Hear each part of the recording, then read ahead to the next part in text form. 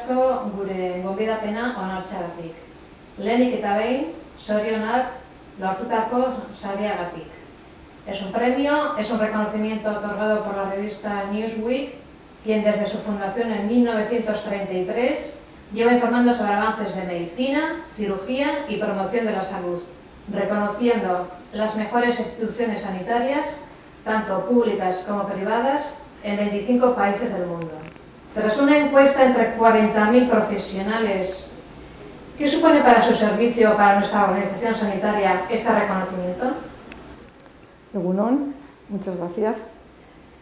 Es un reconocimiento inesperado, pero es muy importante, porque como comenta, es una encuesta que se realiza a profesionales de la salud de todo el mundo, tanto médicos como expertos sanitarios, gerentes y directores médicos, y para nosotros es un honor formar parte de este grupo de 250 hospitales del mundo, en el cual estamos junto con otros 16 hospitales españoles de gran prestigio.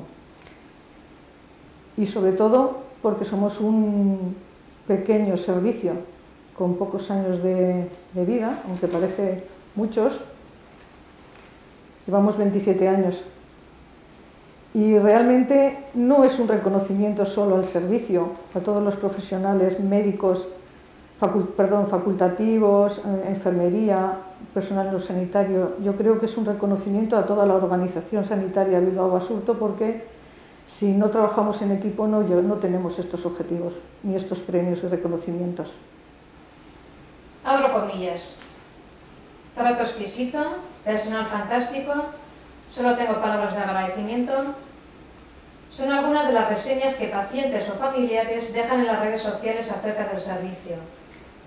Una clara muestra de equilibrio entre humanización, investigación y prestación asistencial de calidad.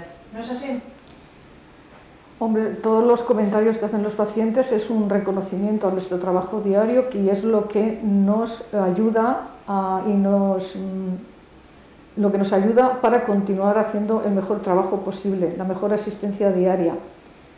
También intentamos compaginarlo, porque es muy importante, con la investigación, ya que los avances en la oncología están ligados a la investigación clínica. Intentamos tener un equilibrio entre la mejor asistencia humanizada, con la investigación y con la docencia. ¿A dónde quiere ir el servicio? ¿Qué planteamiento de futuro, construyendo desde el presente, tiene?